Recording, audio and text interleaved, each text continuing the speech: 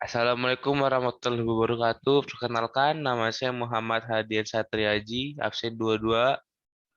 Nama saya Andi Rosan Fikri Gilang Persada, absen 5 dari 12 IPS 2. Ya, saya juga dari 12 IPS 2. Sekarang saya dan Andi akan mewawancara pengusaha muda yaitu Muhammad Azhar Gilang Setiawan.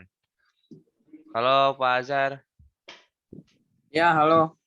Ya, sekarang saya ingin mempertanyakan beberapa pertanyaan mengenai eh, perusahaan dagangan Bapak Muhammad Azhar. Yang pertama itu, coba Bapak bisa nggak kenalin produk apa yang Bapak jual? Ya, Mas. Saya disuruh memperkenalkan produk saya sama Mas. Saya ini berjualan atau saya sudah lama berjualan produk seperti makanan kecil atau makanan berat. Makanan kecil itu seperti contohnya es atau yang lain-lain. Kalau makanan beratnya, saya biasanya menjual itu kayak nasi berat itu seperti nasi kebuli kayak begitu, Mas. Kenapa Bapak milih produk tersebut untuk dijualkan, Pak? Saya memilih produk tersebut karena di daerah Jakarta ini produk tersebut kayak seperti nasi kebuli itu jarang orang menjualnya. Kayak ada yang menjual tetapi cuma mungkin di beberapa titik doang di sini. Makanya saya tertarik untuk menjual produk tersebut. Oh, oke Pak. Lalu udah berapa lama sih Bapak Azhar berjualan ini? Kalau saya berjualan es itu seperti es pisang hijau, kalau saat itu dimulai dari kelas 1 SMP dari ibu saya berjualan dan saya melanjutkannya. Kalau nasi kebuli itu saya baru-baru ini berjualan karena saya baru tahu juga cara memasaknya dan resep-resep apa aja yang harus dipersiapkan. Selain dari produk-produk tersebut, apakah Bapak Gilang ada niatan mengeluarkan produk-produk baru? Kalau buat produk baru sih sepertinya ada nanti. Karena yang produk ini pun saya belum bisa memperkenalkan ke luar daerah atau ke luar negeri. Karena saya baru memperkenalkan di daerah sini saja. Tentunya nanti pasti ada produk-produk yang baru. Oh, oke. Oh, kalau begitu, emang biasanya di mana sih Pak Azhar Gilang menjualkan produk-produknya? Kalau saya menjual produk ini, saya yang pertama itu saya meng-up ke sosial media dan sebagainya seperti ke Instagram atau ke WA. Dan tentunya saya juga membuka stand atau membuka cabang di rumah saya seperti kayak berjualan untuk terima pesanan atau yang lain-lain seperti itu, Mas. Oke, baik. Bapak kan selain berjualan juga masih termasuk muda lah. Berarti kan Bapak juga masih bersekolah. Gimana cara Bapak bagi waktu gitu antara jualan, belajar, dan sekolah? Kalau saya membagi waktunya itu cukup sederhana. Kalau misalnya waktunya saya sekolah, itu saya misalkan saya sekolah dari jam 7 sampai siang. Itu saya pulang, setelah itu saya pulang, saya ganti baju, setelah itu saya mempersiapkan apa yang harus dimasak atau apa yang harus dibikin.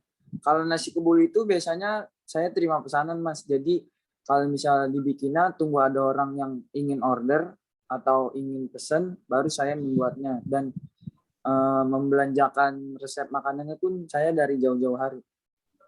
Oh, jadi Bapak ini udah berarti menjualkannya tunggu di order dulu ya? Iya, Baru, Mas. jadi nggak terganggu oleh sekolahnya. Terus, apa Ya. sih Mas suka dukanya berjualan produk ini? Suka dukanya itu ya banyak sih, Mas. Sukanya kalau ya namanya makanan ya orang pun banyak yang suka atau enggak. Sukanya ya kalau lagi rame terima order itu biasanya bisa lebih dari 500 porsi. Kalau dukanya ya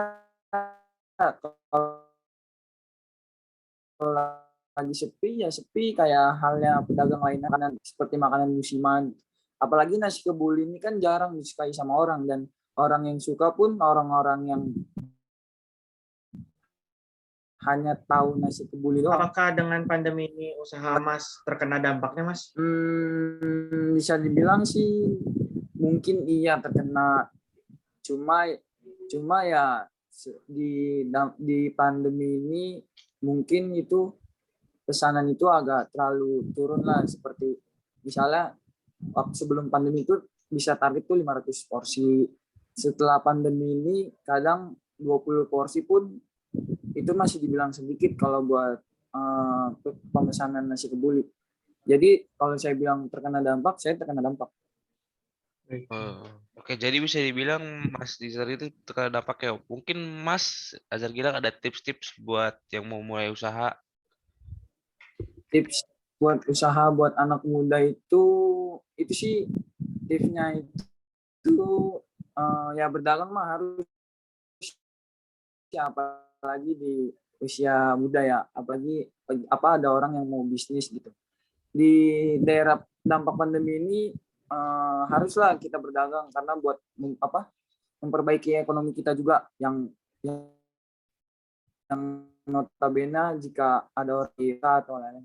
Tipsnya ya gampang ya, berjualan aja makanan-makanan kecil tuh, seperti hal layaknya yang gampang dimasak atau resep cara makanannya pun lagi naik daunnya lah di sini, kayak hal itu kayak Oreo goreng atau semacam es kepal Milo kayak gitu kan gampang dibuat, dan belanjanya pun kita nggak akan keluar modal banyak.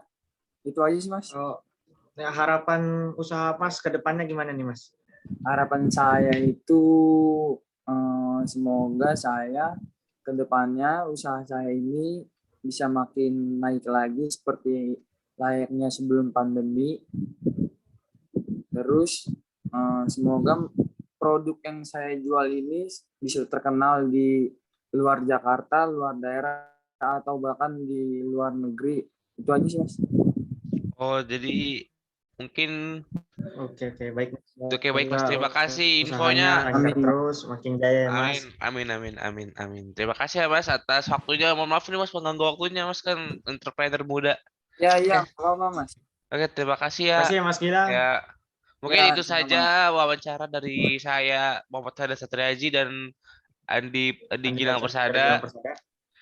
Kurang lebihnya mohon maaf. Assalamualaikum warahmatullahi wabarakatuh.